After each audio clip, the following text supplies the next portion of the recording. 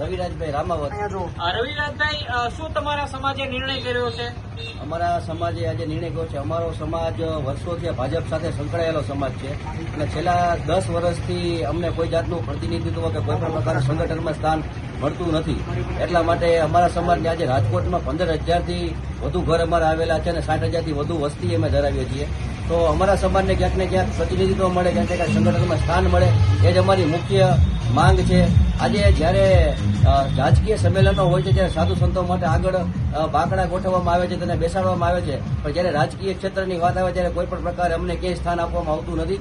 એટલા માટે અમે અમારા પણ સમાજનું ક્યાંક ને ક્યાંક પ્રતિનિધિત્વ મળે અને અમારા સમાજના પણ લોકો ક્યાંક આગળ વધે, એના માટે અમારી મુખ્ય મતે માંગ છે। ભાજપ કોંગ્રેસ બેયનો બહિષ્કાર, ચૂંટણીનો બહિષ્કાર કઈ રીતે? આ તમામ પક્ષને અમે જણાવવા માંગીએ છીએ કે ભાઈ તમામે પક્ષમાં અમારા સમાજના લોકો કાર્યરત હોય જ છે ને એના કાર્યકર્તામાં હોય જ છે, પણ કોઈ પણ પક્ષ અમારા સમાજને નજરઅંદાજ કરતો આવ્યો છે અને સતત અવગણના કરતો આવ્યો છે। આવા જ ન્યૂઝ જોવા માટે તમારા પ્લેટફોર્મ એવા yournews.com સાથે જોડાયેલા રહો। લાઇક, શેર, ફોલો અને સબસ્ક્રાઇબ કરવાનું ભૂલશો નહીં।